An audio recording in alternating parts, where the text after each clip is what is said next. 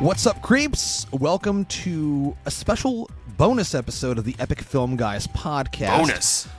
Bonus, motherfuckers. I'm your host, Justin, and we are going to be talking about the fifth film in the recent MonsterVerse universe. Yes, the right kaiju, giant monsters, all that gory goodness. I had to be joined by none other than the god of podcasting himself, the man that knows every single thing there is to know about the big G, Godzilla, motherfucker. Welcome to the show.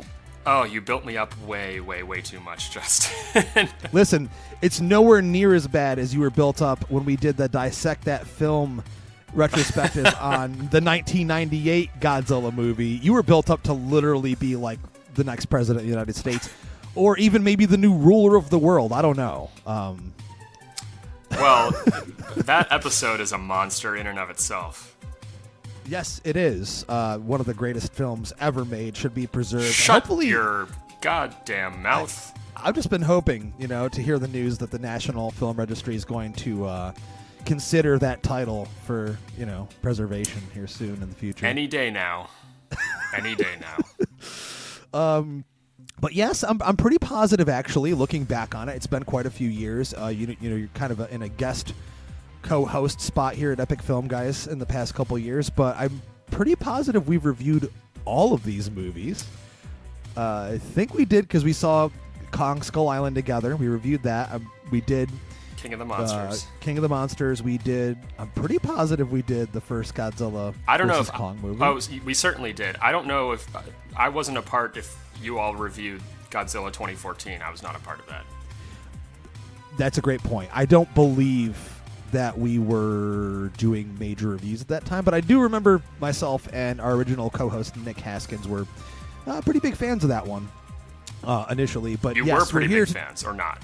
Well, yes, okay. And I still am. I mean, I'm just saying, in retrospect, I haven't rewatched any of these movies leading up to our recent viewing of The New Empire, Godzilla X Kong, The New Empire. What's up with the X? I honestly, I have no idea what's going on with that. Well, they can't call it Godzilla versus Kong again. Right. I don't know. I've just been calling it Godzilla and Kong, or Godzilla Kong, because Godzilla X Kong sounds stupid. I'll just call it Kong whoops Godzilla's bitch ass the whole movie, and that's the end of it. I loved this movie because I loved seeing that radioactive lizard clock that dumb ape over and over again. That big dumb ape. So yes, this is the newest. It's interesting. This is coming so closely to Godzilla -1, which was a critical darling, and also with fans. I mean, it made my number one film of the year last year, and blew me away.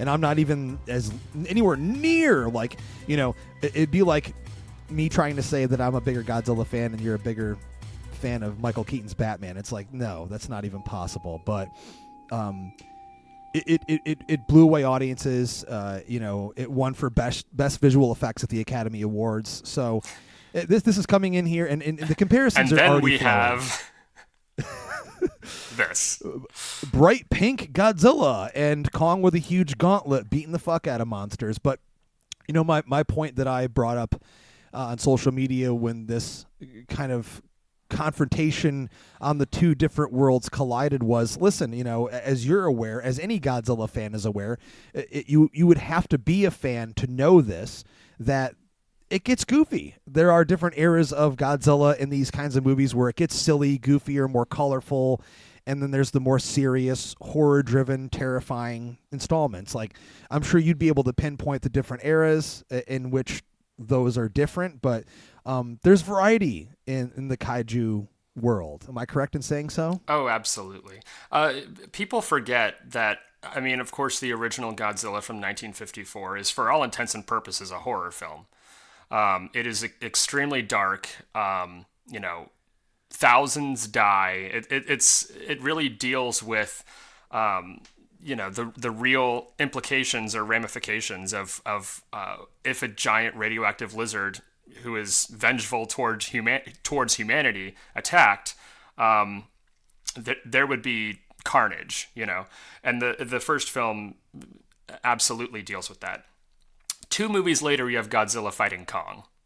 So, I mean, the pendulum swung to the opposite direction to be ridiculous schlock very quickly and very early on in the series. So throughout the years, we have been blessed with many films that give us kind of the more somber and contemplative Godzilla, as we saw in Godzilla -1. And then, of course, there are, there are films that deal with time travel and all of these ridiculous concepts. And the MonsterVerse is a curious case too, because that started out very much like the Japanese films. You had one right out of the gate that took itself a little bit more seriously and had restraint in showing the monsters. And we've had a couple of films like, King of the Monsters and arguably the first Godzilla vs. Kong that kind of struggled balancing, the goofier aspects and the aspects that they wanted us to take seriously. So again, we have this. And yes. So right off the bat here, this movie, Godzilla and the almighty Kong face a colossal threat hidden deep within the planet, challenging their very existence and the survival of the human race. Blah, blah, blah. Sounds like another kaiju giant monster movie to me. Godzilla fights Kong. They team up to fight something bigger. They fight bigger. another thing. Movie ends. Yes. And, before we get into our initial thoughts on this thing, we both know, I think anyone that's watched these movies knows that the MonsterVerse has struggled the most with its human characters and trying to convey characters that are not only relatable, but characters that you want to feel any kind of emotional attachment to. Right. And this movie follows lock and step with the rest. I would dare say I felt slightly more connected to the characters in this, solely based on the amazing Rebecca Hall. God bless her for making this movie and giving us a human character that was not abysmal. Well, Rebecca Hall carries over from Godzilla vs. Kong. Right. And Kaylee Hoddle is Gia, who's kind of her surrogate daughter. And that relationship throughout the 2 movies is really the only human element worth examining and worth getting invested in, because everyone else is a complete cartoon character. The humans are really just there to exposit. When Godzilla and Kong are not on screen, the humans are talking about Godzilla and Kong. Exactly. And I think, in a way, they are kind of the audience surrogate, because they're talking about things that we're kind of thinking about a lot of the time. And of course, there's the one-liners, there's the humor. I mean, we have back again the character of Bernie Hayes, who's like this conspiracy theorist, podcaster, podcaster. I wouldn't even dare say influencer, because it seems like he needs a lot of followers still in this thing, because he's on a mission here. But he's like, I dare say the comedic aspect here, but as well, seeing a nice reunion.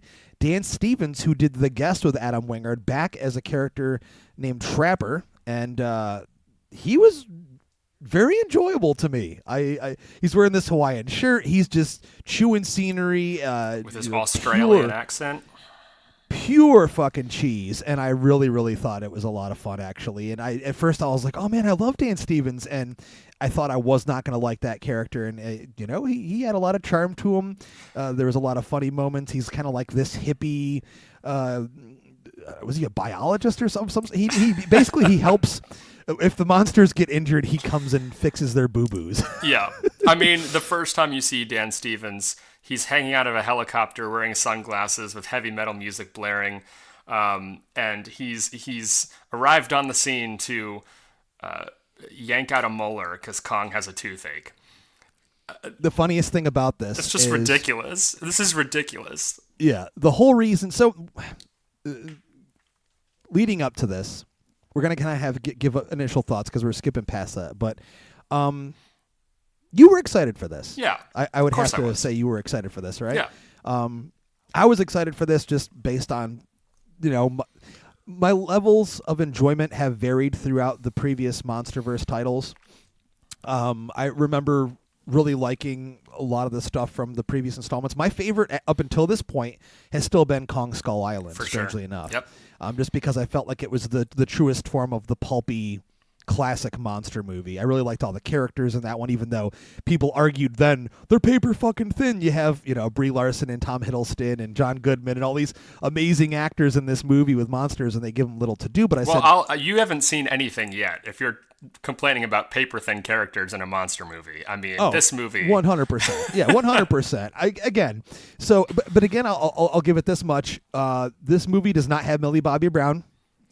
This movie does not have Kyle Chandler. Thank the movie gods for that, because all I remember from his appearances in this series, they were all just absolutely so difficult to watch. He's a concerned father, so he plays the role very concerned. Very, very concerned. Yeah. Shocked he didn't get an Academy Award nomination for his performance in that thing. Remember Super 8? He was great in that. He was. A lot of people don't talk about Super 8. That was a fantastic throwback movie. That was the throwback to the Amblin 80s style kid movie adventure way before Stranger Things and all that. With Godzilla elements, monster movie elements. Yeah, very much so. Also, don't forget, he was in Peter Jackson's Kong too. So you're right. He's got that monster movie blood in him, but unfortunately. But this movie though, so I think this is a case of, and not to interrupt, but notice how the human cast has shrunk in comparison to the other movies, and rightly so, as it should. The point that I was going to make is if these previous installments did not work for you, if you couldn't find any level of enjoyment from them solely based on the lack of character development, the human characters being just terribly written, then you're probably not going to like this one. I just have to give you fair warning. We're going to get into some spoilers. We're not going to go super deep in this review, but this is just kind of more of the same. Wouldn't you agree? More of the same. I suppose. I mean, to be honest, going into this, I was not prepared for what I would be seeing in terms of pure fan service, in terms of pure just popcorn movie enjoyment. I was prepared to be a lot more annoyed than I was watching the movie. There have been moments in the other MonsterVerse films, and the previous Godzilla vs. Kong film comes closest, of just standing up and cheering and pumping your fists and the rest of it. And but this one, I found myself kind of exhilarated. It's Saturday morning cartoon schlock at its absolute best. And it kind of harkens back to pure popcorn. It's a little bit early, but it feels like a summer movie. It's just pure entertainment. So I don't know, more of the same, but a little more, I think. Exactly. I was going to piggyback off that and say I felt more enjoyable. Yeah. I like this one better. I think this is probably the most fun I've had from this series since Skull Island, which Skull Island I remember being really hot on. I really enjoyed it a lot, being a big King Kong guy. And I love Godzilla. Again, make no mistake, I've always been a Godzilla fan, nowhere near the level of you, but I've always loved the character in general. And it was always unfortunate that we'd get all these awesome Godzilla moments in these movies that were pretty weak. The one that hurt me the most was seeing Michael Dougherty, who's one of my favorite directors of all time, helm a Godzilla movie and it be pretty bad. Well, aside from some cool visuals and a couple cool fights, but he was saddled with a really unfortunate script in that one. I mean, the monster stuff in King of the Monsters is pretty amazing. When you can see what's happening, a lot of it's obscured when you can see when there's not rain or snow lightning or smoke And that's the one thing that I'll jump in right on this one with is this one is visually exciting. This one is vibrant and colorful and interesting to look at, and it's shot in such a way where it makes it interesting to watch. It's not held back by snow or the elements, the elements to try to bury the characters. You just see them out in the open, and there's like so much of this movie, especially in Kong, getting a much larger role. Where we find him. He's now in Middle Earth. This is where he's residing. Hollow Earth, sorry. This is not a crossover to the Lord of the Rings. Okay, God damn it. Well, Hollow Earth, Middle Earth, it looks like the same shit to me. But so this is where he's residing, and he's lonely. He's part of this ancient civilization of apes where they, we all know, if you know anything about animals, that apes are a social creature, and he's just kind of hanging around.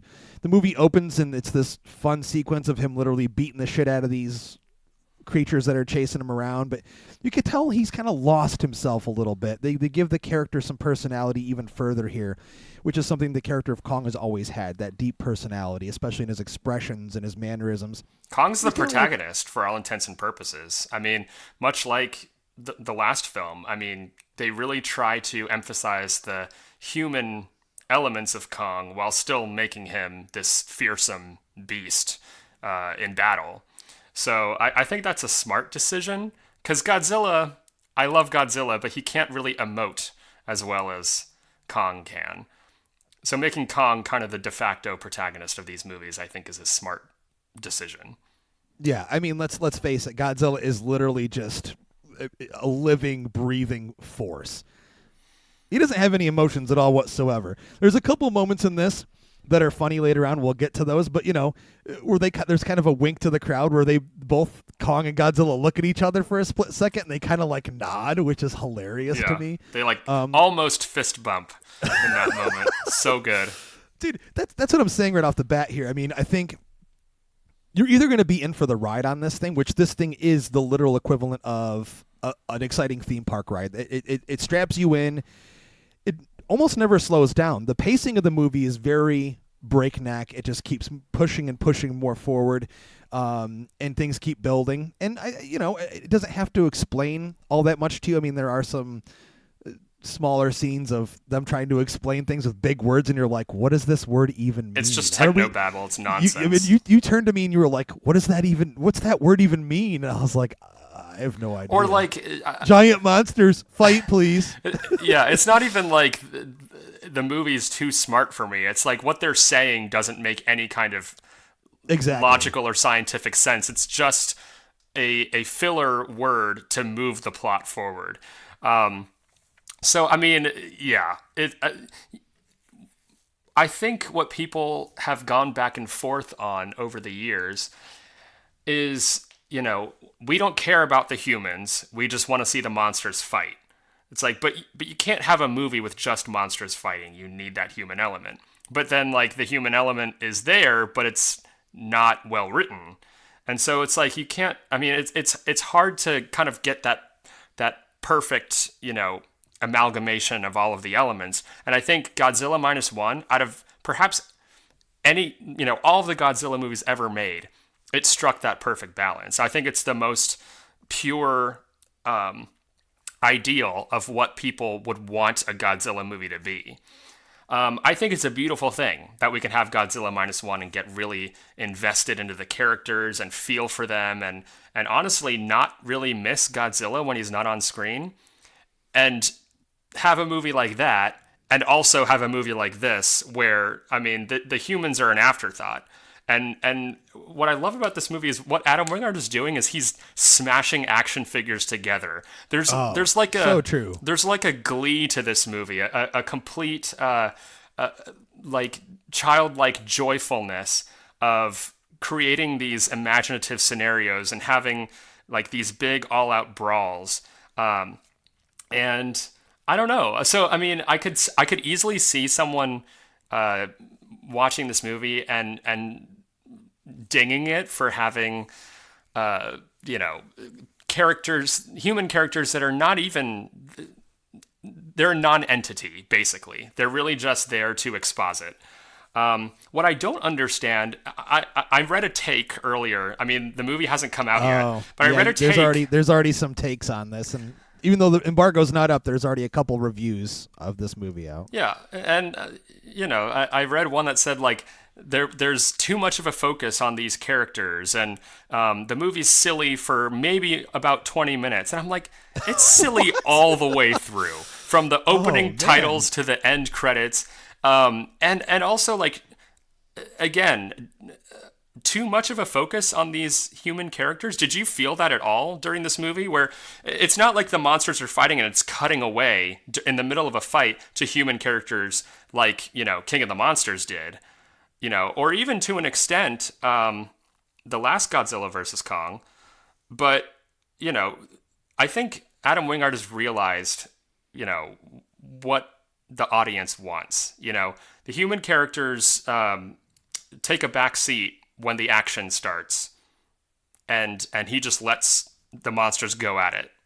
Yeah, 100%. I have to say, Wingard knows the assignment, and he fulfills his end of the bargain on making this kind of movie in spades. He knows what he's doing.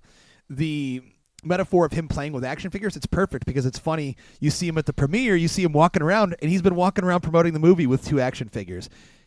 He's a smart fucking dude. He knows what he's doing. He knows what these movies are supposed to be.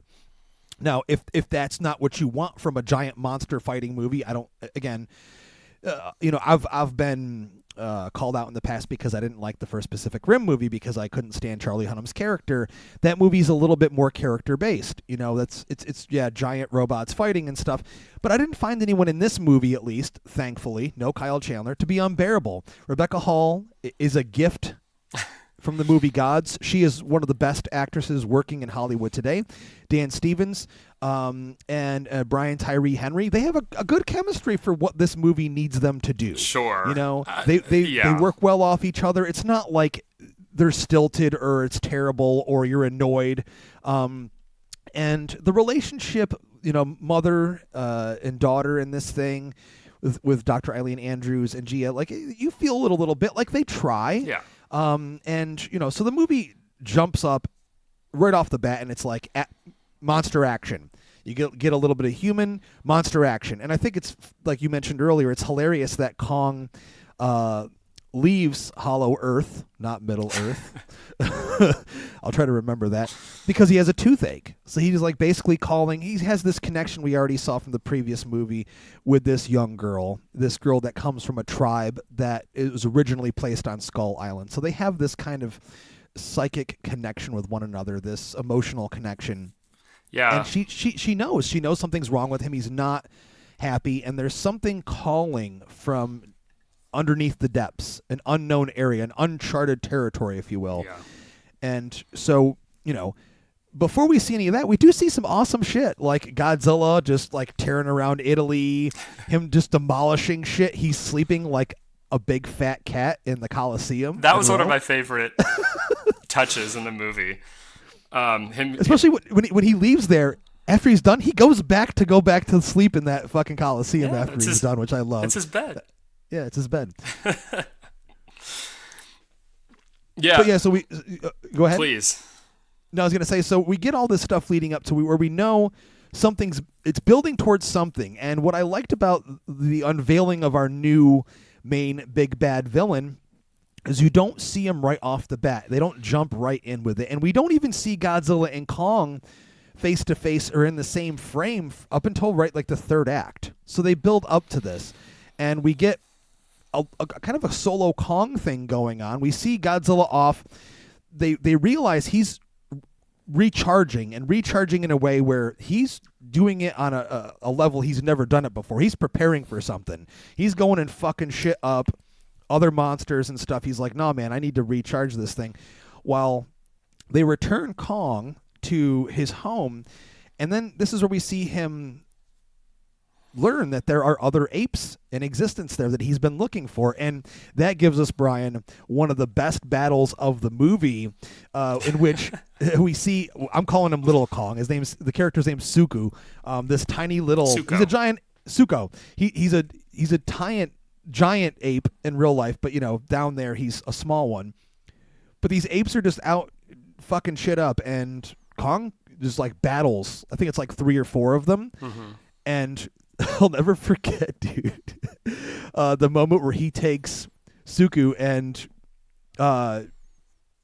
he takes this little ape and he literally whips it around as a weapon. And he's like spinning it around like a club and just clubbing these other apes. And then he just chucks this little motherfucker in the air. It reminds me so much of that scene from Idle Hands when Devon Sawa takes the cat and flings it around and throws it out the window. I know it's cruel. All right. It's just a movie, though. And, the mini CGI ape was not harmed in the making of the movie, I promise. But that scene was a great fight scene. And then we have...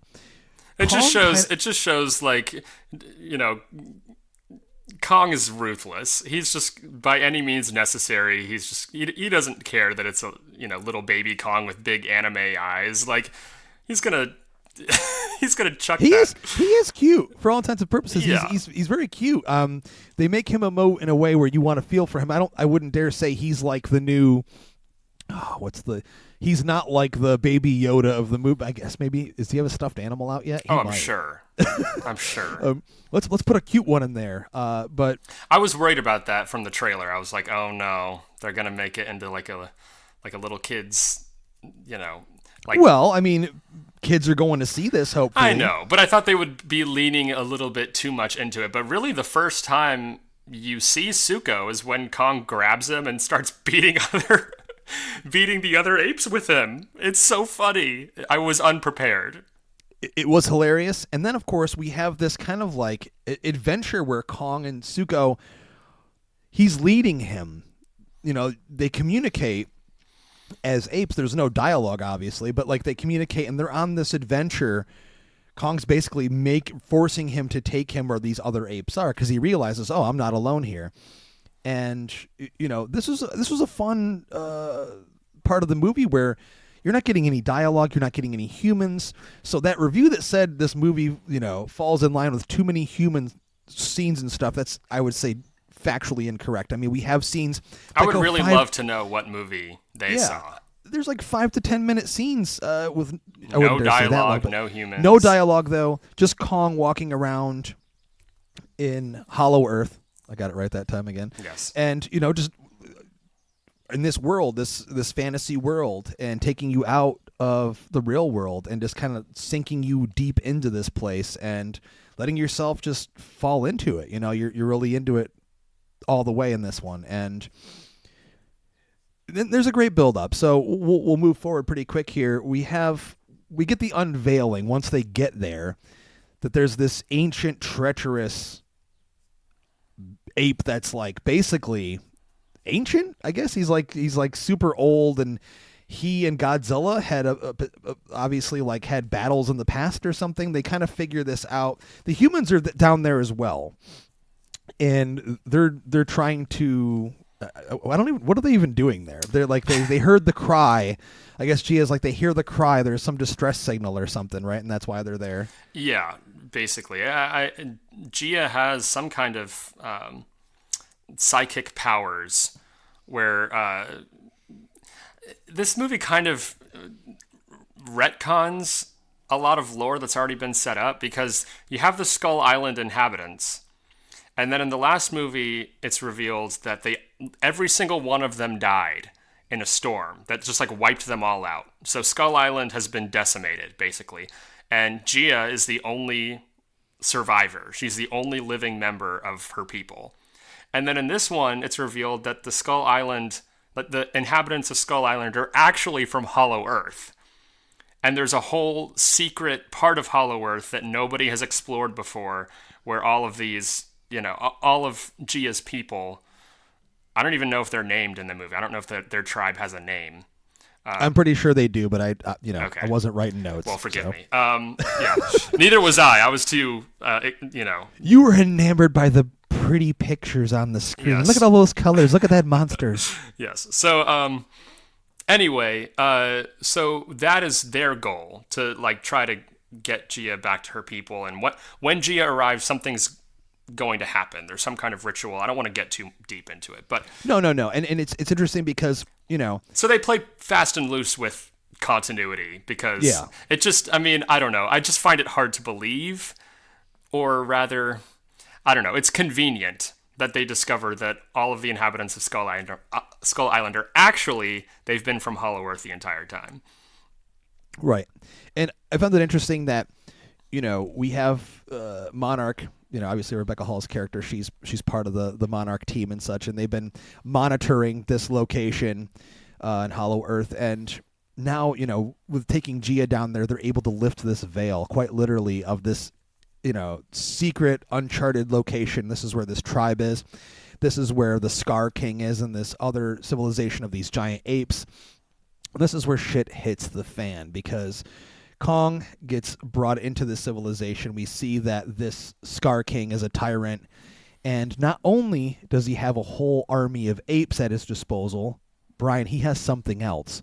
What is that secret weapon? My love, Shimo. This adorable but also fearsome Godzilla-esque creature, except it's quadrupedal, and instead of radioactive, radioactive beam that it shoots out of its mouth, it shoots ice. So I was pretty cool. That's pretty cool. Yeah, I watched these basically back to back, but Ghostbusters Frozen Empire has a lot of ice in it, and then the next day I went to see Godzilla and Kong: The New Empire with even more ice in it. So anyway, I just think that's interesting. I'm sure they didn't plan it that way, but no, two big blockbusters coming out within 1 week of each other, and they both have ice and Empire in the title. Yeah, and they're both sequels, and they both have Godzilla and Ghostbusters. Sure. But yeah, this Shimo looks kind of cool. It looks more like a regular dragon to me. I'll never forget when you sent me a picture of the action figure that had been revealed way before you see it, and there's not in the trailers or anything. And I said, that thing looks derpy as shit. Well, it was an action figure, and a Playmates action figure at that. So I know the character design is actually very cool. If you look up the concept art, you might be able to find it on the internet. I saw it on a Reddit thread. Very awesome design. So it's basically a Godzilla alternate. This thing is super ancient. And this is where we learn, like, we see, the hieroglyphs in this tribe's living grounds, and we get the whole exposition dump of, like, Godzilla fought these things in the past, and now he knows that they're arising, and he's preparing. Yeah. And we get this first battle between Kong and the Scar King, and he kind of whoops his ass. He kind of fucks him up a little bit, but Shimu freezes his hand, and so then Kong is taken out of action. And this is where the action amps up even further. Kong gets back to the Monarch team, and they're like, oh, we can't do this without Godzilla. We're going to need to call his ass. But in order for them to do that... Who are you going to call, Justin? Yeah, exactly. Godzilla. And in this case... I love that this is a thing. I'm not sure if this was the person. I'm pretty sure it was Jason Eisner, the director Jason Eisner, who had posted on Twitter that a couple years ago he mentioned to Adam Wingard that in the next movie he makes, he should give Kong this badass gauntlet. And he sent a picture of the character from Masters of the Universe, I forget the action figure, has this badass gauntlet. So I loved the fact that Wingard had this written in that Kong's hand gets frozen. So the character, Dan Stevens' Trapper, they're like, well, we already had this prototype, and it's already sitting down here like 2 miles away. We'll go get it. And they kind of fuse this amazing mechanical gauntlet to Kong's hand. It heals his hand, and it gives him this amazing badass weapon. And then, of course, they're like, all right, Kong, go up there now. Go get Godzilla. And what I love about this sequence, I believe it's Egypt. Yes. Egypt from the trailer you see. And Kong gets up there. You can see it in his eyes. He's like, man, I just really want to tell this dude we need help. I don't want to fight him again. I got my ass handed to me the last time that happened. And Godzilla shows up. And we have to bring up the fact that Godzilla has gone on the keto diet in this movie. He's is much leaner. Svelte. He looks less elephant and bear-like. He's pretty agile in this shit. You see him running. You see him jumping in the fucking air. I mean, he must have been training this whole time in secret. New keto diet. I mean, he's not totally stupid. He's got to be able to pick up on some kind of knowledge of some sort. He's also looking fabulous with pink dorsal plates. I love the fucking pink. It's dude. a good look for him. That's totally Adam Wingard doing that synthwave style shit. You know, he's been known for that with The Guest. You know, the ending of the last one was all neon. I loved the hell out of that. I love his viewpoint on those things and that style. Earlier in the movie, we get a reason for that. I remember people were freaking out online, like, why was he blue and now he's pink? Well, there's a reason for that because... There's a very thin reason. I mean, it's really just to sell toys that I will buy. But I think it looks cooler. I really do. And people complain. I said, listen, he's been purple, pink, blue in the other movies. Yeah. It doesn't really fucking matter. But earlier in the movie, when he's recharging, he goes... and basically attacks and murders this other underwater kaiju and goes and like sleeps in his area and kind of sucks up all of his energy. So that's why he's pink. So when they meet near the pyramids, it's this awesome battle together where you can tell Kong's like, even with the gauntlet, he's like, man, I really don't want to fight you. He's kind of hesitant, but they have a quick battle. I love the lack of regard for the pyramids and their historical significance because they're just demolished. They're just like running through them all, like destroying them in this battle. Wingard doesn't give a fuck. He doesn't care if he offends anyone. He's like, nope, just destroy them. It's two monsters. They're going to just knock this shit down. Yeah, I mean, the movie, well, first of all, I mean, Godzilla in the other movies, I mean... we see a lot of destruction, but they kind of go out of their way in the last few where it's like Godzilla, you know, he's harming humanity, and that's unusual. That's out of the ordinary. Usually Godzilla is our savior, and now he's hurting us. Whereas in this movie, it doesn't seem like Godzilla cares one way or the other. Like, no, he's running through bridges and cars are flying all over the place, and you know he's stepping on people. He doesn't give a fuck. I mean, he literally is like, "Yo, I rule here. This is my shit." Yeah. So as it should I be. liked that. I personally liked that because it doesn't make any sense for him to be that big and be like, yeah, I'll step over these ants over here. He's just a giant creature. He doesn't have any moral balance in his life. His purpose is to rule, and he does protect. I mean, there is that instinct here. So when they're able to pull them back down to Hollow Earth, we get this interesting battle. Shot very, they're kind of like in slow-mo, like floating when they first start fighting, which I thought was a little bit jarring. It was kind of cool at first, but I'm like, oh God. I said to myself, I hope that they don't have this entire battle here. But there is an amazing thing that happens before they get back down there. And ladies and gentlemen, this is a spoiler. We've been spoiling the whole fucking movie, but this is a huge thing because there are shots that are in the trailer that are different than the same shots in the movie, and the shots in the movie include another monster. And Brian, I saw you squeal. Are we going to spoil this? Should we let people... It's a spoiler. It's a full spoiler. All right. Unless you want them to speculate on what monster that is. I mean... we can speculate, but that monster is part of this lore as well. And, yes. In terms of like what these monsters have done in the past. I was very, very, very pleased to see this monster again. This is when they go full fan service. This is like completely, I mean, they want people in the audience cheering. And I was, and we were like practically the only people in the theater, and I was still cheering. I mean, yeah, it was an exciting moment, and I'm not even that connected to that character as you are, but I was like, oh yes, this is awesome. The lead up to it, the build up to it.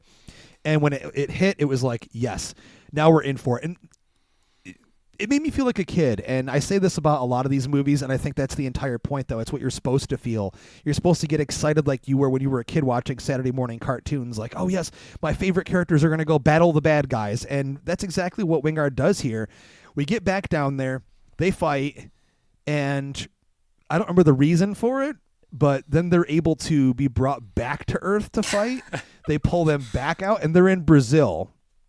So we have the Scar King, we have Little Kong, we have Shimu, and we have Godzilla. And I'm not going to mention the other one because Brian wants me to keep it a secret. I don't know. I mean, it's... Listen, we've already kept it a secret up until this point, so we might as well just keep it a secret. I want people to experience that for themselves in the theater. I mean, to be fair, I'll be straight up. We release a lot of reviews on movies before or even the day of them coming out, and people still download the shit out of them. I don't know if they're listening before they see the movie. I always will warn you.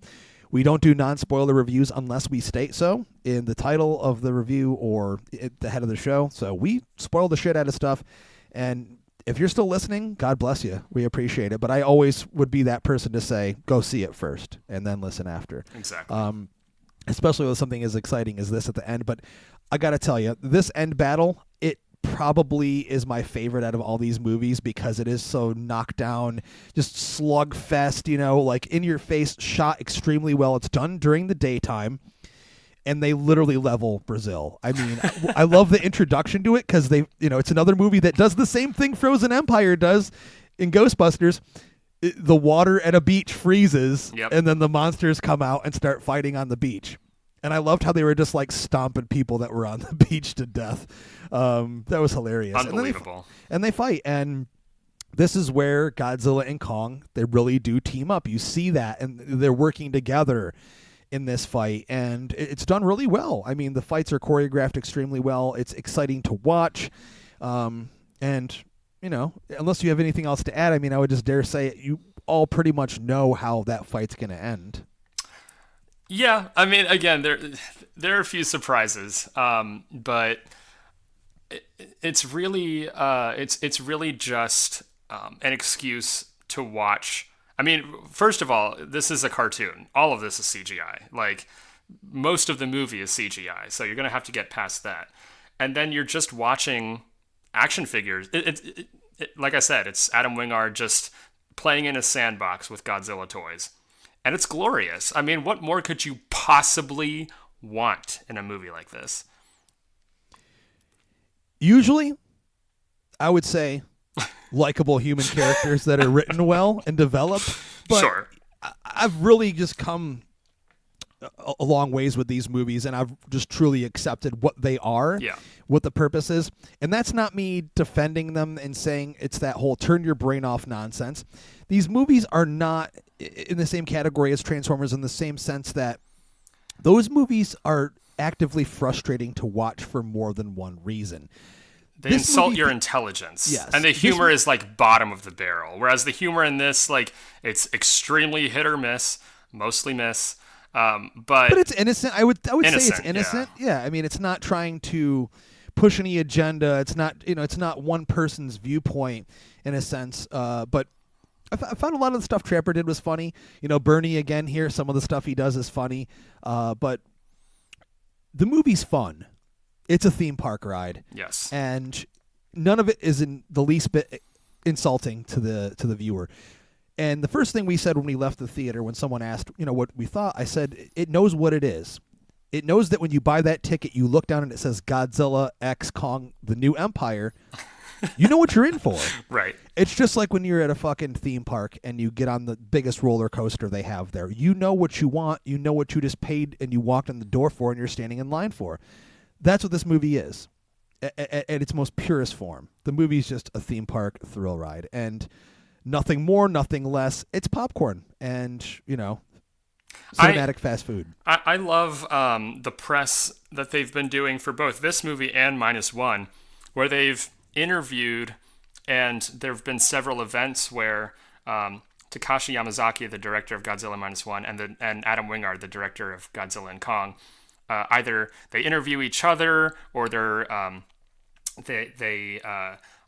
have the photos made with each other, and I think that just shows the versatility of this franchise, the longevity of this franchise, the fact that we can have both. Godzilla contains multitudes, and that's what I love about these movies. I've seen all 38 of them, the highs, the lows.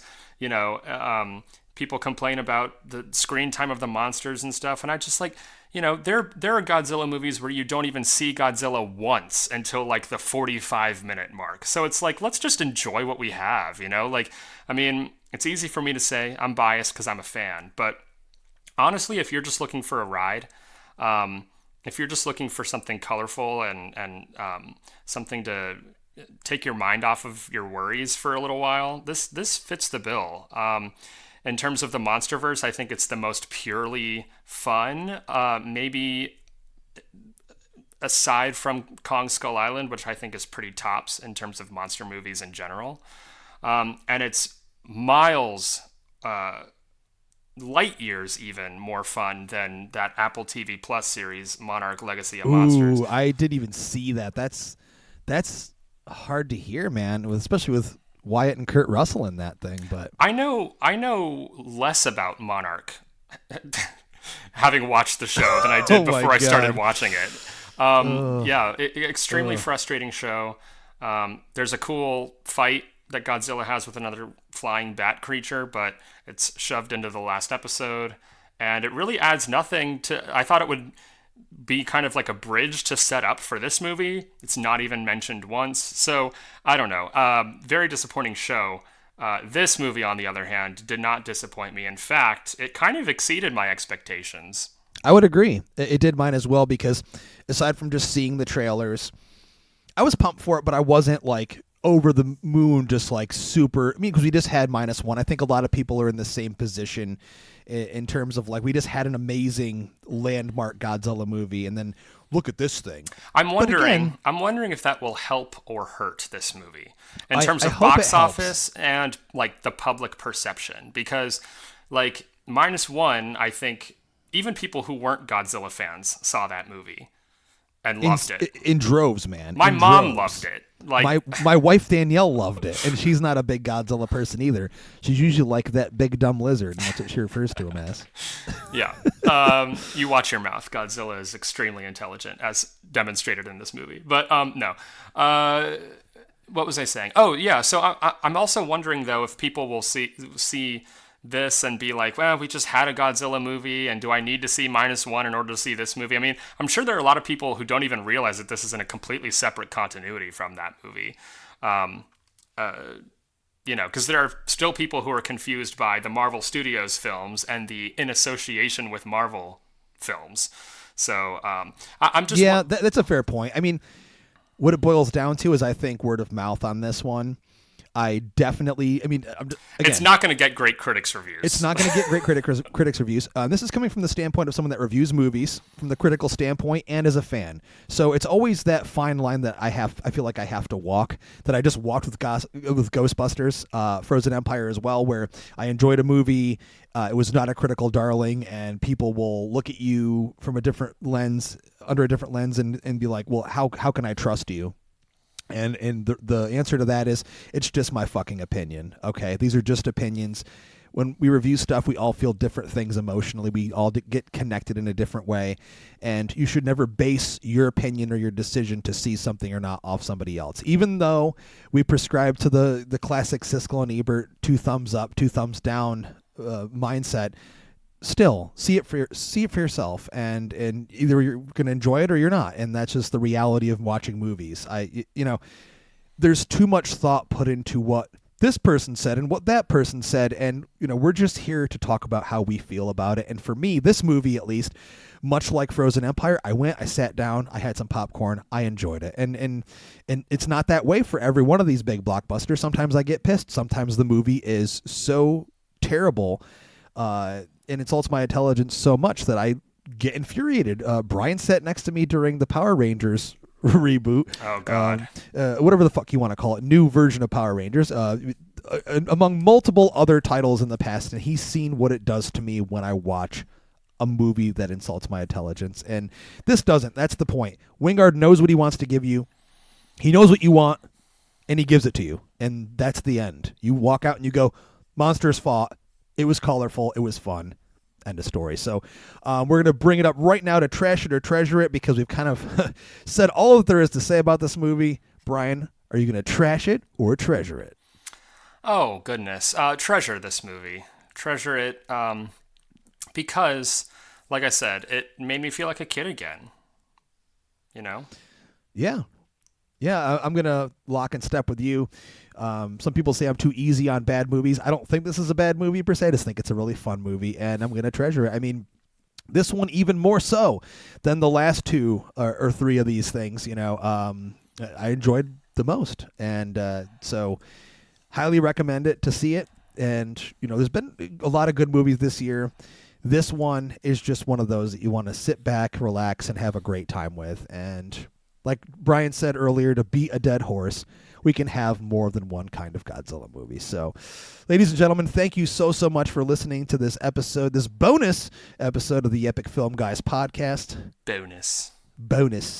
If this is your first time, thanks for checking us out. If you are a veteran of the show, we love you so much. Thanks for your support.